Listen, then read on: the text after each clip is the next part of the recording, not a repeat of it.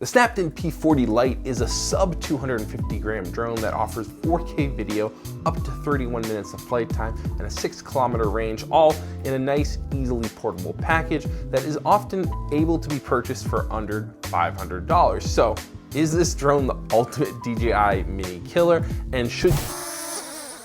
Okay, let's cut the BS, guys. Coming out here into the cold winter air to give you the cold hard truth, and to be honest, I really would not recommend the Snaptain P40 LITE to anyone. If I had not been sent it by Snaptain for free, I would be very upset paying $400 to $500 for this drone, which is currently the price that it's going for.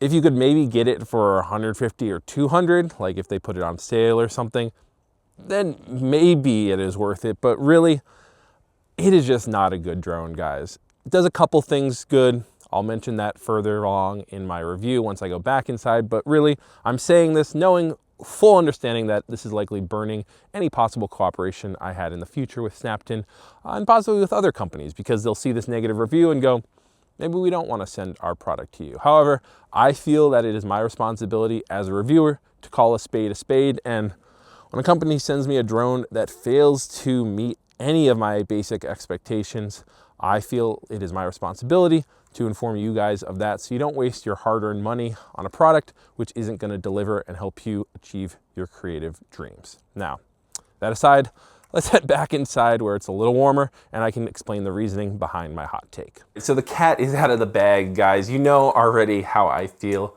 about this drone, but I do want to explain all of my thoughts behind it. First off, why did I even bother to review it? Well, for one, DJI drones, though they're very popular in the United States, they are now becoming increasingly hard to get. And I walked into my local Best Buy and noticed that the usual drone display that is filled with DJI drones was populated with a bunch of different new drones. There, of course, was the anti-gravity A1, which is like $2,000, but then in the more reasonable price bracket of like $500, there was this Snaptain P40 LITE here. And, you know, on the surface and on paper, it looks pretty enticing. Like, this could potentially be a drone that would replace the mini series of drones. Maybe not the Mini 4 Pro, but like more like the Mini 3 or Mini 2. But still, like, this could be a drone that, if it was good, could be very usable to a lot of people in the United States, because it's harder to get DJI drones from normal retailers. You have to go through eBay or Amazon or etc.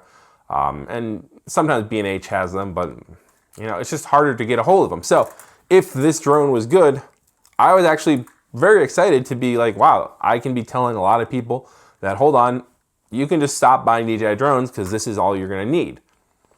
However, that was not the case. And I was planning on doing originally a full in-depth review, side-by-side comparisons, lots of specs, everything, you know, hundreds of flights logged with this drone, etc., to really show you that it was worth it. However, literally after like the first 2 or 3 flights, it became very clear to me that this drone was not it. Literally on the first flight, I had the drone disconnect from me as far as the video transmission signal, like that just froze up in the air. I could still control the drone. It was maybe only like 300 meters away. I could still see it pretty clearly, but the video transmission signal froze up and I had to manually, piloting with my eyes, fly it back to where I was. That's not good. Like, that brings me back to maybe like 2015 DJI. I never really had that issue with DJI drones. That was like more of a 3DR or a Unique or a GoPro Karma sort of situation. Now, let's just first talk about what's good with this drone, because there are a few good things. For one, you did see hand landing. That is actually one of the things this drone does really well, surprisingly. Even better than some of the mini drones by DJI. Like, they kind of struggle sometimes. I don't know why, with landing on your hands. They just don't want to do it. This drone, no problem, comes right down, boom, tracks on as you saw, and just lands right in your hand. So if you're judging your drone purely on that feature, then yeah, this could potentially be the right drone for you. Otherwise, a few good things it does. It folds up small, though you have to get the arms going the right way. But once you do, I think that's a pretty compact size. You can easily put that in your bag, even in a pocket almost, once you put the little lens protector on. Otherwise, that's pretty much it. Image quality, I'll say, is passable, but maybe you have to go back to like 2022 or 21 standards. I was looking back at some footage I had from the Mavic Mini or Mini 2, and this drone kind of seemed like it was worse image quality than those drones. It's not that it's necessarily not sharp, because it is 4K, so it has a lot of pixels there, but the colors are just like a bit of a muddy mess sometimes, and yeah, it's not great.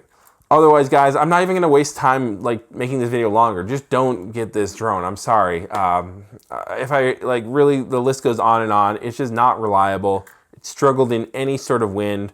It feels really bad. Like it feels like a toy. It's just so plasticky and not a good build quality. Like DJI mini series drones, they have to be plasticky. Any drone that's under 250 grams has to be pretty plastic heavy because they want to keep the drone light. But this is just like not good. Like creaky, that battery slides out and you're kind of like, is it actually clicking in? You know, it's not a good latch system. Yeah. I don't know what I gotta say, guys. Don't get this drone. I wish it could be a more positive video. I always like to be able to recommend new products to people, especially if it means that I can work with a company.